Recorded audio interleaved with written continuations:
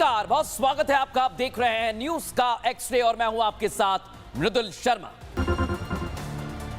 और आज की सबसे पहली खबर है हमारी, भाईजान यानी असदुद्दीन ओवैसी बिलबिला गए हैं और फिर से उन्हें 15 मिनट याद आ गया है। दर्शक, इनके छोटे भाई के 15 मिनट आपको पता है ना, लेकिन 15 मिनट ये वो शब्द है जो सियासत का ट्रेडमार्क बन गया है। दर्शक, अकबरुद्दीन ओवैसी यानी छोटे मियां जिस 15 मिनट की छूट वाला उन्होंने बयान दिया था, वो अब सियासत का हिस्सा सा बन गया है।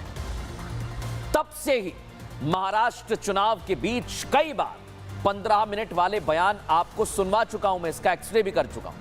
कभी अकबरुद्दीन ओवैसी तो कभी बीजेपी नेता नवनीत राणा 15 सेकंड की बात करते हैं। और अब लिस्ट में एक और नाम जुड़ गया है। नाम किसका? बड़े मियां, छोटे के बाद बड़े, यानी असदुद्दीन ओवैसी, जो महाराष्ट्र के सोलापुर में चुनाव प्रचार करने पहुंचे हुए थे, लेकिन बीच मंच पर पुलिस का नोटिस मिला तो बिलबिला गए, घबरा गए, 15 मिनट वाली लाइन पर आ गए। और सोचिए उसके बाद उन्होंने जो वहां पर मजमा लगा हुआ था उनके सामने क्या कहा, सुनवाता हूं आपको। तो सुनो, अभी टाइम कितना है? हाँ, 15 मिनट है अभी।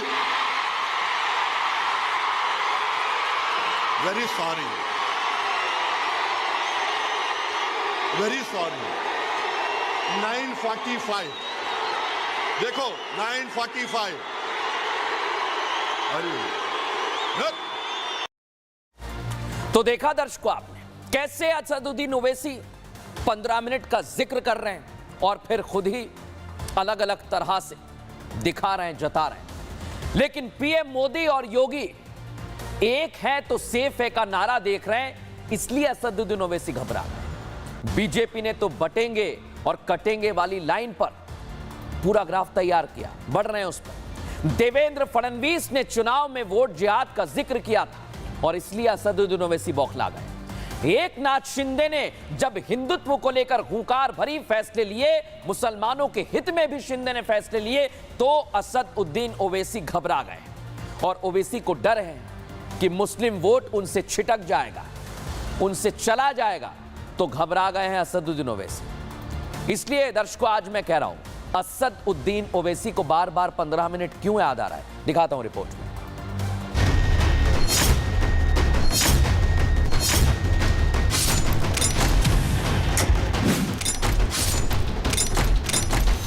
महाराष्ट्र की सियासी लड़ाई में लगता है 15 मिनट वाला दांव चल रहा है। मंच ओवैसी ब्रदर्स का होता है तो 15 मिनट वाली लाइन खुद ब खुद आ जाती है। पहले छोटे ओवैसी ने पंच मारा तो राजनीति में चर्चा का विषय बन गया। अब छोटे के बाद बड़े मियां भी उसी लाइन पर आगे बढ़ गए हैं। अब ये संयोग है या प्रयोग, लेकिन लड़ाई महाराष्ट्र की है। सुनो सुनो, अभी टाइम कितना है? हाँ, 15 मिनट है अभी। Very sorry, very sorry. 9:45 देखो, 9:45। अरे जगह सोलापुर थी, मंच ओवैसी का था, टाइमिंग भी भाईजान के हिसाब से ही थी। मुंह पर हाथ, हैरान करने वाला स्टाइल, कुल मिलाकर पूरा स्क्रिप्टेड, या यूं कहें कि बड़े मियां जानबूझकर ये कर रहे थे, क्योंकि उनकी बॉडी लैंग्वेज तो यही कह रही है। सामने मुसलमानों की जमात और मंच पर एआईएमआईएम के नेता। भाईजान देने तो सियासी भाषण आए थे, लेकिन शायरियों के जरिए महाराष्ट्र पुलिस पर हमला बोला। हमला नोटिस के लिए था जो पुलिस ने उन्हें थमाया, जिसमें हिदायत दी थी कि अपनी स्पीच में किसी भी मजहब के जज्बात को ठेस ना पहुंचाएं और ना ही भड़काऊ भाषा का इस्तेमाल करें। बस फिर क्या था, ओवैसी ने शायरी वाला रास्ता अख्तियार कर लिया। मेरे को लव लेटर दिए, जा मैं चले जा तो महाराष्ट्र में आपसे मोहब्बत का इसका खत लेकर आए हम, आइए। तो मैं भी उनको दिल में देख के बोला, वाह मेरी महबूबा आ रही है। नोटिस को अपनी महबूबा बताने के बाद ओवैसी ने पुलिस से सवाल किया कि पीएम मोदी को नोटिस क्यों नहीं भेजते। मोदी को नोटिस नहीं दिए, ओवैसी को दिए। 3 दिन पहले मोदी आए थे, मोदी को देना था ना, देना था नहीं देना था, उनको नहीं दिए, ओवैसी को दिए, क्योंकि मैं सन इन लॉ हूं, क्या हूं नहीं मालूम। महाराष्ट्र में जिस तरह 15 मिनट 15 सेकंड वाली बयानबाजी शुरू हुई है, उसे लेकर बीजेपी का भी बयान सामने आ गया है। चौकी राजा कहे मैं दिल्ली को घेर लूंगा, ओवैसी कहे 15 मिनट में बता दूंगा, आबिद कहे कि ये पाकिस्तान होता लखनऊ तक। ये बोट के सौदागरों ने देश में आतंक जैसा माहौल पैदा कर दिया है। अब सवाल ये कि क्या महाराष्ट्र चुनाव के रिजल्ट में 15 वाली लाइन का असर दिखेगा?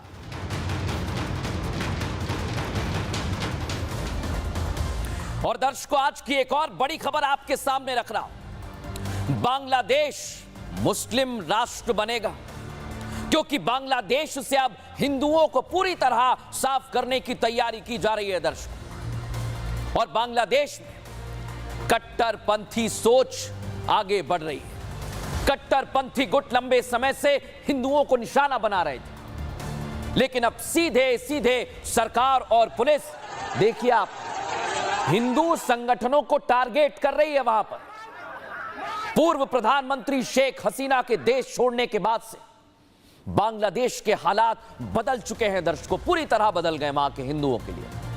यूनुस की सरकार, मोहम्मद यूनुस की सरकार में अब हिंदू इतने से भी सुरक्षित नहीं है, जरा भी सुरक्षित नहीं है। और इस बीच बांग्लादेश के अटॉर्नी जनरल, जिनका फोटो मैं आपको दिखा रहा हूं, ये संविधान में एक बड़े बदलाव की तैयारी कर रहे हैं, डिमांड कर रहे हैं, जिससे हिंदू प्रभावित होगा।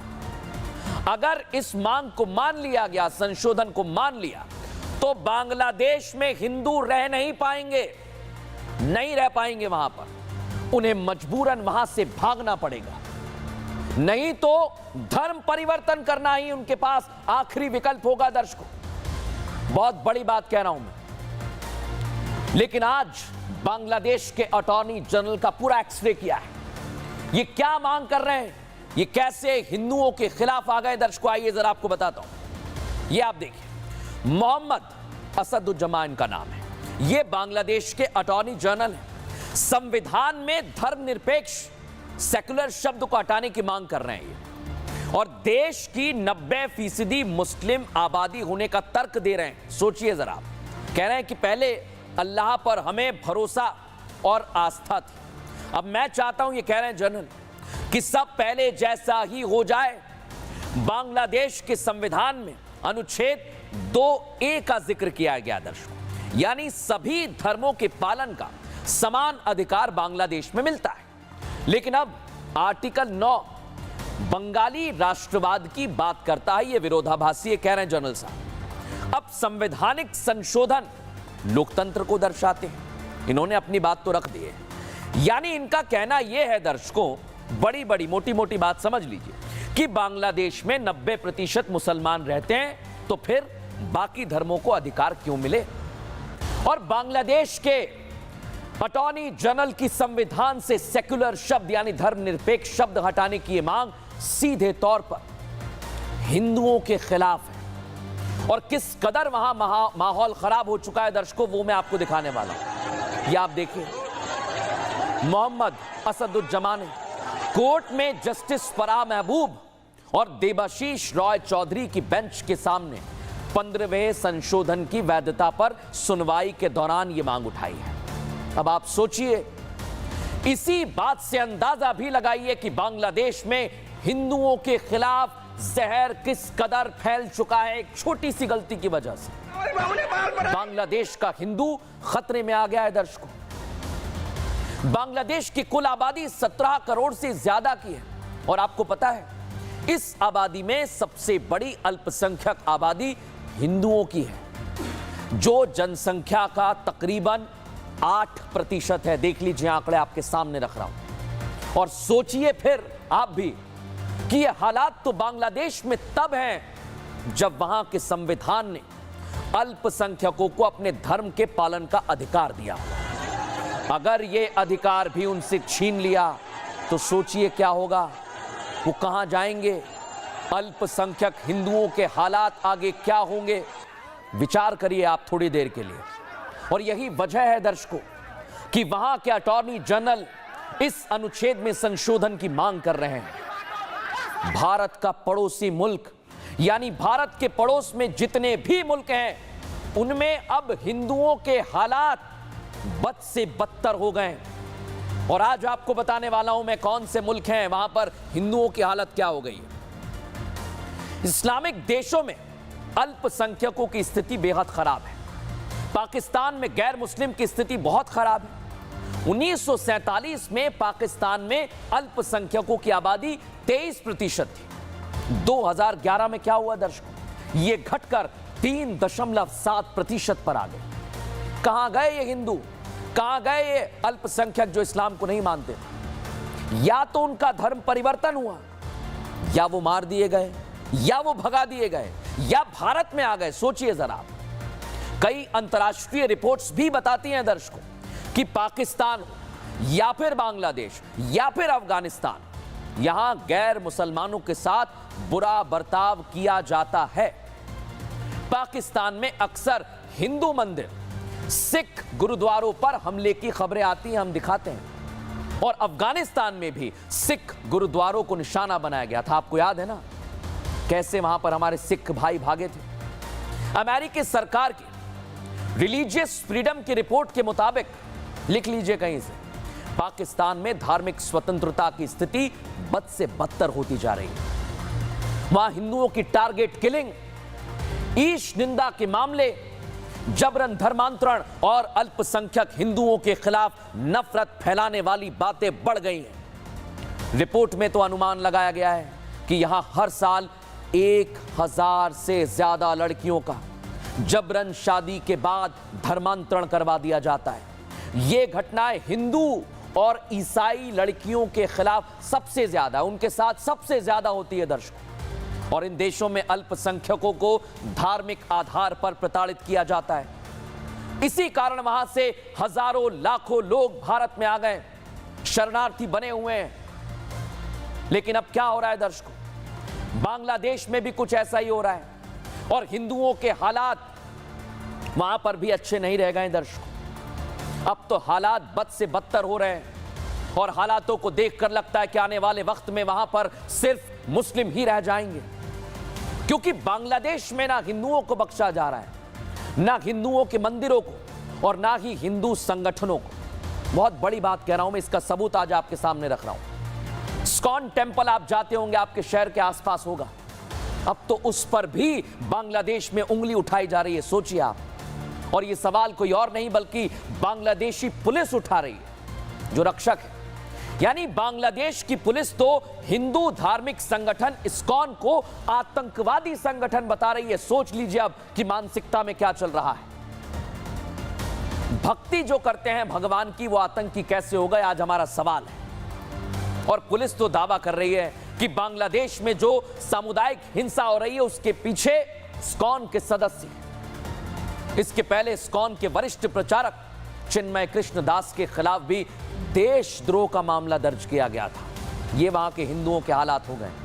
चिन्मय कृष्ण दास पर राष्ट्रीय ध्वज के ऊपर भगवा ध्वज फहराने का आरोप है। जो बांग्लादेश का ध्वज है उसके ऊपर भगवा ध्वज, और इस ध्वज पर सनातनी लिखा हुआ था। बस यही गलती है। यानी इस घटनाक्रम ने बांग्लादेश में हिंदू संगठन और उनके अनुयायियों के बीच में चिंता की लहर फैला दी कि आखिर उनका होगा क्या।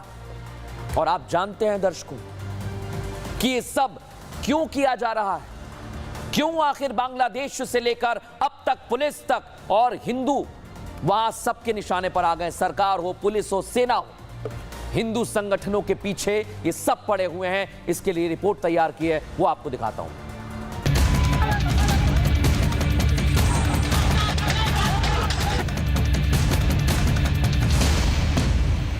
জয় শ্রীরাম বলে তারা স্লোগান দিয়েছে। এছাড়া আমাদের ফেসবুকে এই সংক্রান্ত যে বিভিন্ন প্রচার প্রচারণা, সেখানকার যে সম্পৃক্ততা সেটা এবং গোয়েন্দা তথ্য সবকিছু বিচার বিশ্লেষণ করে আমরা এখন পর্যন্ত জানতে পেরেছি ইসকন সমর্থকরাই এই ধরনের ঘটনার সাথে জড়িত রয়েছে। আমরা জেনেছি তারা ইসকন সমর্থক আর কি। ये मोहम्मद यूनुस सरकार की पुलिस के वो खोखले दावे जो हिंदू धार्मिक संगठन स्कॉन को आतंकी संगठन करार दे रहे हैं। स्कॉन की भक्ति को सामुदायिक हिंसा से जोड़ने की साजिश रची जा रही है।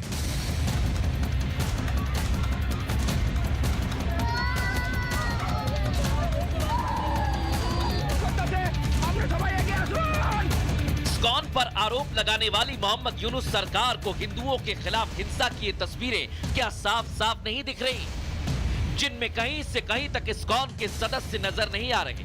दिख रहे हैं तो वो है कट्टरपंथी। बल्कि जब हिंदुओं पर अत्याचार किया जाता है तो स्कॉन के भगवाधारी उनकी मदद करने आते हैं।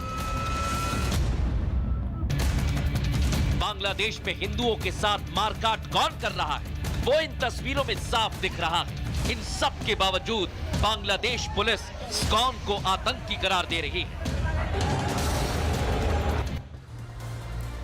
देखा दर्शकों, आप अब जय श्री राम कहने वाले लोगों को आतंकवादी बताया जा रहा है। सोचिए जरा, जो बांग्लादेश सरकार की तानाशाही सोच को उजागर करता है।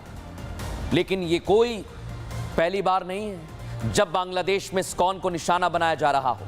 बांग्लादेश के चिटगांव में कट्टर इस्लामिक संगठन हिफाजत ए इस्लाम ने शुक्रवार की नमाज के बाद स्कॉन के खिलाफ एक रैली निकाली। उसकी तस्वीर जरा आप देखिए। इसमें स्कॉन मंदिर के जो भक्त हैं उन्हें पकड़ने और उनका कत्ल करने के नारे लगाए गए हैं। दर्शकों, ये प्रदर्शनकारी यहां पर जो नारे लगा रहे हैं, पता है आपको क्या कह रहे हैं? कि स्कॉन पर अगर बैन नहीं लगाया गया तो वो आंदोलन करेंगे, सड़कों पर आएंगे। सुनिए जरा।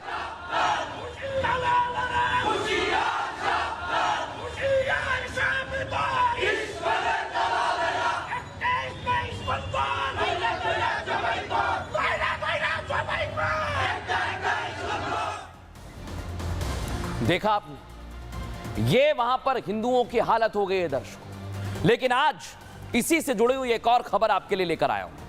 ये खबर है घुसपैठियों से जुड़ी हुई। यानी जो हमारे पड़ोसी मुल्कों से घुसपैठी आते हैं, रोहिंग्या आते हैं, उनको लेकर कांग्रेस का सॉफ्ट कॉर्नर सामने आ गया। उनके लिए घुसपैठिए जरूरी हो गए और वो राष्ट्रीय स्वयंसेवक संघ के विरोध में आ गए। लेकिन आप सोचिए, कांग्रेस को ये सब क्यों करना पड़ रहा है दर्शकों? इसके पीछे का कारण क्या है? आज एक एक चीज हम बताने वाले हैं, एक्सपोज करने वाले हैं। झारखंड में पहले चरण का मतदान तो हो चुका है, अब दूसरे चरण का है और साथ ही महाराष्ट्र में भी चुनाव है। लेकिन अब कांग्रेस की सच्चाई बीच चुनाव मैदान में सामने आ गई है दर्शकों। कांग्रेस को सत्ता की इतनी भूख है कि कांग्रेस के नेताओं के बयानों से आप समझ जाएंगे कि आखिर हम ऐसा क्यों कह रहे हैं। एक एक पहलू उसका आज आपके सामने रख देंगे। लेकिन झारखंड में कांग्रेस की वापसी के लिए किस हद तक कांग्रेस पार्टी जा सकती है आप सोच भी नहीं सकते, क्योंकि जो घुसपैठिए आज देश की सबसे बड़ी समस्या है, आंतरिक सुरक्षा के लिए खतरा है, अवैध रूप से भारत में घुसपैठ कर रहे हैं, सुरक्षा के लिए खतरा पैदा कर रहे हैं। कांग्रेस अब इन्हीं के सहारे है और सत्ता में आने का सपना देख रही है। यानी एक तरफ है घुसपैठिए जिनसे प्रेम कर रही है कांग्रेस, उधर महाराष्ट्र में कांग्रेस के नेता राष्ट्रीय स्वयंसेवक संघ को आतंकी बता रहे हैं। सोचिए कैसे दो राज्य हैं और दोनों में कांग्रेस को सत्ता की वापसी के लिए बेचैनी हो रही है। यह आज मैं आपको बताने वाला हूं दर्शक, कैसे कांग्रेस पार्टी अलग अलग तरह से कोशिश में जुटी हुई है। क्या कर रही है वो, आइए जरा आपको दिखाता हूं। यही सबसे बड़ी बात है दर्शकों कि आखिर कैसे ये काम कर रहे हैं। एक तरफ देखिए आप, झारखंड है, झारखंड में क्या कर रहे हैं, घुसपैठिए जो आ रहे हैं बॉर्डर पार से, उन्हें सिलेंडर दे रहे हैं। सोच लीजिए आप, घुसपैठियों को सिलेंडर देंगे, फ्री में सिलेंडर दे देंगे। और इधर क्या कह रहे हैं महाराष्ट्र में कि आरएसएस आतंकी संगठन है। यानी दो राज्य हैं, इनका कॉन्सेप्ट क्लियर है दर्शकों। और आज सबसे बड़ा सवाल यही पूछा जा रहा है कि आखिर ये कैसी मानसिकता है, क्योंकि झारखंड कांग्रेस के प्रभारी गुलाम अहमद मीर जो सत्ता में आने के लिए इतने बेकरार हैं कि उन्होंने कह दिया कि अगर झारखंड में इंडी गठबंधन की सरकार बन गई तो 450 में सिलेंडर दे देंगे। सोचिए आप, सिलेंडर देने के ऐलान में कोई दिक्कत नहीं हुई इन्हें, लेकिन ये सब चुनावी वादे हैं, ये करते हैं। बाद में चुनावी वादों में अगर घुसपैठी आ भी जाएं तो ये क्या कहेंगे, सोचिए आप। अहमद मीर कह रहे हैं कि सरकार बनने पर सिलेंडर देने में ना हिंदू, ना मुसलमान, ना घुसपैठिया, किसी को बिना देखे सिलेंडर दिया जाएगा। ये देखेंगे ही नहीं। सोचिए जरा, इनकी मानसिकता समझिए।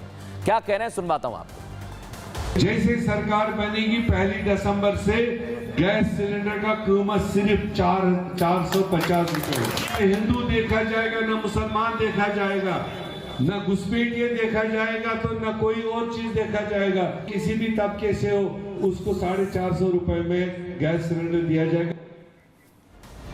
देखा आप, लेकिन आज कांग्रेस पार्टी की यही सोच एक्सपोज कर रहे हैं हम इस रिपोर्ट के जरिए।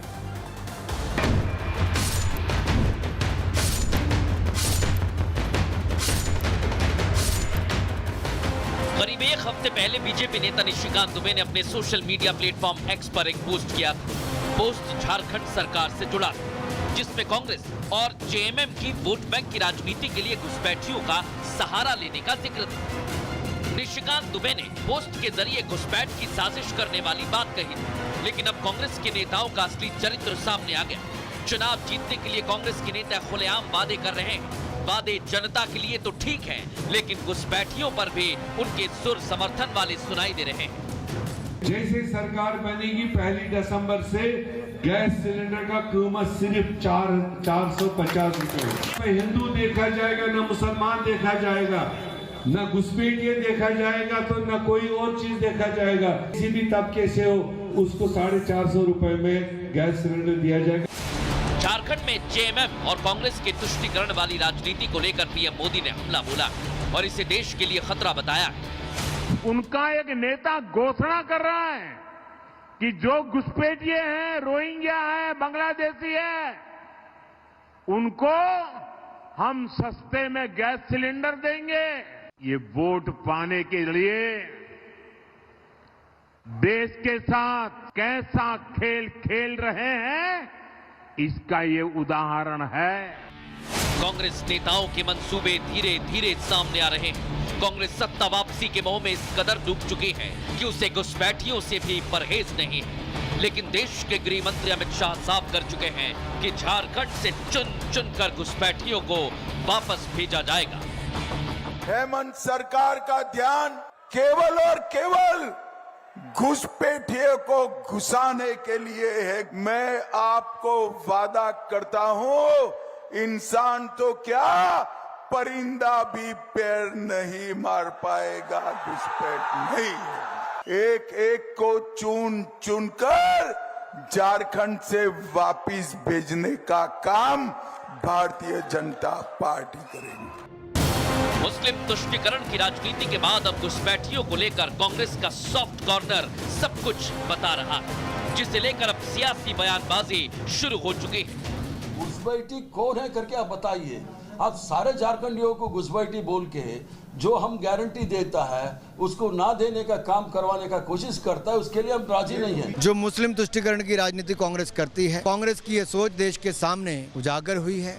और जिस तरह से यहाँ पे इनके प्रभारी ने कहा, मीर साहब ने, कि हम बांग्लादेशी घुसपैठियों को भी सब अधिकार देंगे, ये दिखाता है कि राहुल गांधी जी की सोच क्या है।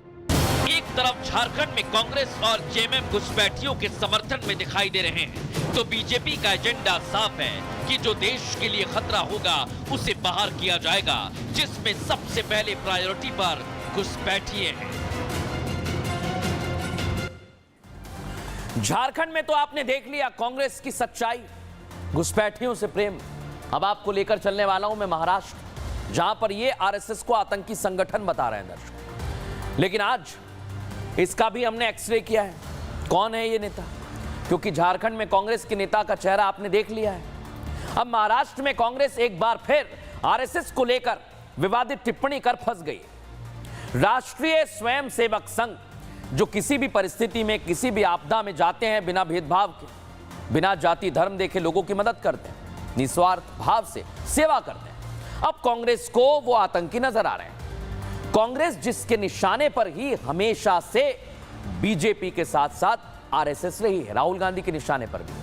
अब कांग्रेस के लिए आरएसएस कैसे आतंकी संगठन बन गए, संगठन से आखिर दिक्कत क्या है, आइए जरा आपको बताता हूं दर्शकों। कैसे ये राष्ट्रीय स्वयंसेवक संघ के लिए अलग अलग तरह से बयान दे रहे हैं, दिखाता हूं आपको।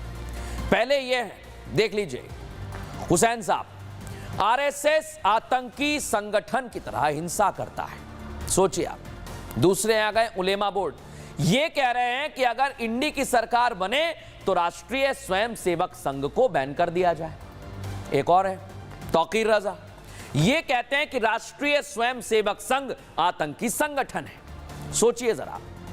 असद उद्दीन ओवैसी, ये कहते हैं कि आरएसएस देश में नफरत फैलाती है। अब इन चारों को तो आपने देख लिया, लेकिन आखिर आरएसएस है क्या? सेवा, निस्वार्थ, परोपकारी एकता की बात करता है।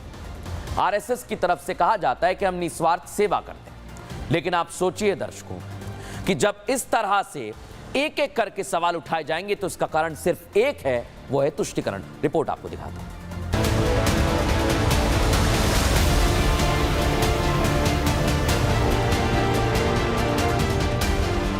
आरएसएस यानी राष्ट्रीय स्वयंसेवक संघ, जो सिखाता है सेवा, एकता, निस्वार्थ और संकल्प। इन्हीं शब्दों और भावनाओं को एक साथ लिए आरएसएस काम करता है। आरएसएस देशहित में समर्पित संगठन है। राष्ट्रीय स्वयंसेवक संघ ना जात देखता है ना पात, ना ठंड देखता है ना ही बरसात। आपदा हो या त्रासदी, आरएसएस अपने कर्म, अपने निष्ठा पर विश्वास करता है। आरएसएस की कर्म निष्ठा ने विरोधियों के पेट में दर्द किया हुआ है। शायद ही ऐसा कोई चुनाव होगा जब विरोधियों ने आरएसएस पर हमला ना किया हो।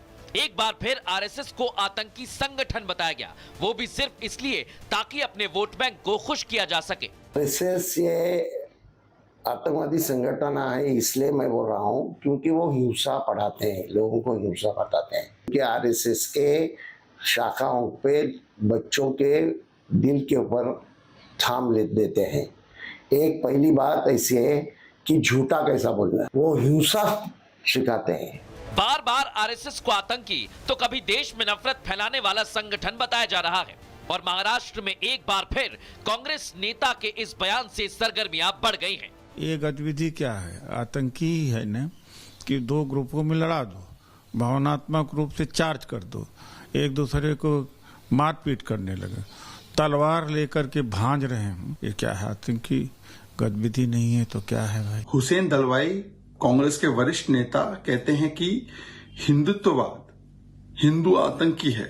फिर वो कहते हैं हिंदू नहीं, आरएसएस आतंकी है, पर हिंदुत्ववाद तो आतंकी की तरह ही होता है। ये दिखाता है कि किस प्रकार से हिंदू धर्म का करो अपमान ताकि मिले वोट ऑफ भाईजान की दुकान। कुछ दिन पहले एक वीडियो सामने आया था, किस तरह कट्टरपंथी आरएसएस के पथ संचलन के बीच मजहबी नारे लगा रहे थे, लेकिन स्वयं सेवक संघ मौन धारण करते हुए पथ संचलन कर रहा था।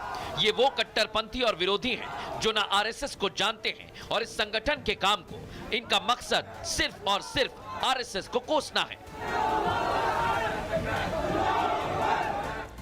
दर्शकों, आज एक और खबर है आपके लिए। यहां योगी पास हो गए और अखिलेश फेल हो गए, क्योंकि छात्रों को लेकर अखिलेश यादव और राहुल गांधी राजनीति कर रहे थे, लेकिन उसमें ये फेल हो गए। और ये राजनीति आज से नहीं, लंबे समय से कर रहे हैं, लेकिन कैसे ये आज फेल हो गए, आइए जरा आपको दिखाता हूं क्या हुआ। क्या आयोग ने सीएम योगी के निर्देश पर फैसला लिया है। यूपीपीएससी को लेकर प्रदर्शन हो रहा था कि प्रारंभिक परीक्षा पुराने पैटर्न से की जाए, और इसे अब मान लिया है, यानी एक ही दिन में यह परीक्षा कराई जाएगी। आरओ परीक्षा के लिए एक समिति का भी गठन कर दिया गया है। समिति अपनी विस्तृत रिपोर्ट जल्द ही पेश करने वाली है, और योगी की वजह से यह हो पाया है। लेकिन आप सोचिए दर्शकों कि ऐसी सियासत छात्रों के नाम पर की जाती है, लेकिन योगी के रहते ये कामयाब नहीं हो पाएंगे। फिलहाल न्यूज़ का एक्स्ट्रा में इतना ही, कल फिर हाजिर होंगे, बने रहिए हमारे साथ।